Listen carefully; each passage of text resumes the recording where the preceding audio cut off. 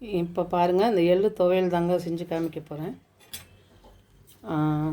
இந்த பட்டை மிளகாய், இந்த மாதிரி மிளகாய் உங்களுக்கு தேவையான அளவு எடுத்துக்கோங்க.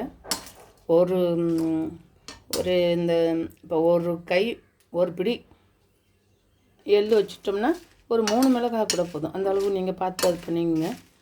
இது அப்படியே வறுத்துக்கணும். அதுக்கு உப்பும் போட்டுடலாம். அப்புறம் புளி நறுக்கு பார்த்திங்களா, புளியும் போட்டுடலாம். அதுக்கப்புறமா எள்ளு.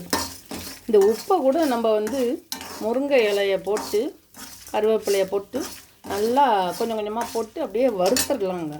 உப்பை வறுத்துட்டோம்னா உப்புனால எந்த பாதிப்பும் நமக்கு ஏற்படாது.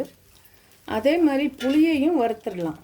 அப்படியே இந்த மாதிரி சட்டியில் போட்டு புளியை அப்படியே பெரட்டிக்கிட்டே வந்தோம்னா அது அந்த புளியோட காரத்தன்மை புளிப்புத்தன்மை மாறி போயிடும். அதனால் நமக்கு எந்த பாதிப்பும் வயிற்று புண்கள் இதெல்லாம் வர்றதெல்லாம் ஏற்படாதுங்க. இதான் எள்ளு பாக்கெட்டு. இது வீட்டில் இல்லைங்க, முன்னாடிலாம் போட்டு நிறையா வச்சுருப்பாங்க.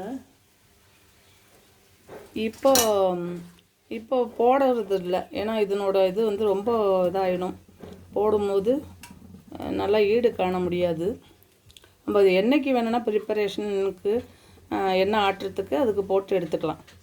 நம்ம கலப்படம் இல்லாமல் நல்லா எண்ணெய்களை போட்டுக்கலாம். மிளகாய்க்கு தக்கபடி எள்ளு போட்டுடலாங்க. இது 100 எள்ளு, 100 50 தெரியல, 50ங்க. அது 50 கிராம். இந்த மாதிரி 5 மிளகாய், இந்த அளவு மிளகாய்க்கு 50 கிராம் எள்ளு கணக்கு வச்சுங்க. புளி அந்த அளவு, அவ்வளோதாங்க. இதை போட்டு இது பொரியணும். இது எள்ளு பரபரன்னு சத்தம் கேட்கும். இந்த எள்ளு பரபரன்னு பொரியுது பாருங்கள்.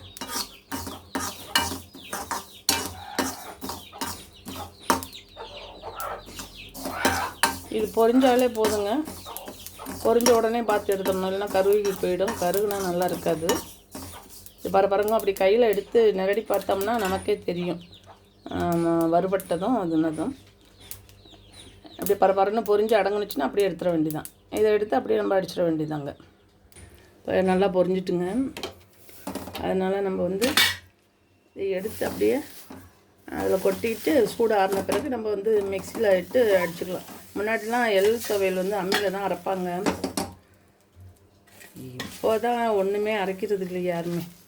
இது பார்த்திங்கன்னா இந்த மிளகாய் கருக ஆரம்பிச்சதுன்னா நான் எடுத்துட்டேன். அதை இப்படி பார்த்துக்குங்க. இந்த எள்ளு துவையல்னால என்ன பயன்னா, முதல்ல நமக்கு கொலஸ்ட்ராலை குறைக்குங்க. உள்ள கொழுப்புகளை குறைச்சிடும். இதெல்லாம் சாப்பிட்டுட்டு இருந்தோம்னா நமக்கு அட்டாக்கோ எதுவோ வராது. எள்ளுனால தான் முதல்ல நல்ல பயன் அது தாங்க. சளி பிடிச்சிருந்தாவோ சின்ன குழந்தைகளுக்குன்னா ஒரு 3 வயசு வரைக்கும் எள்ளு துவையல் வேண்டியதில்லை. ஏன்னா அவங்களுக்கு வழலை ஆகும். அதனால் கர்ப்பிணி பெண்களும் சாப்பிட வேணான்னு சொல்லுவாங்க. மற்றவங்க எல்லாருமே சாப்பிட்டுக்கலாம், நல்லது. கொலஸ்ட்ரால் குறைஞ்சிட்டுனாலே நமக்கு பாடியில் நல்ல நிலையில் இருக்கிறோன்னு அர்த்தம்.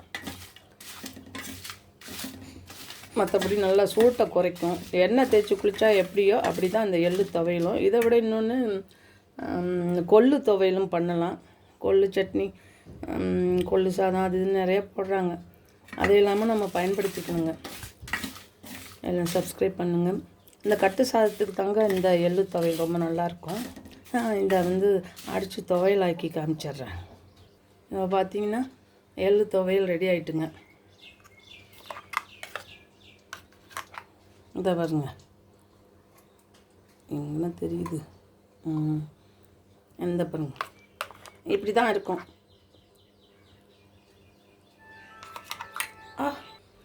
இதாங்க கட்டு சாதமும் எள்ளு துவையலுங்க.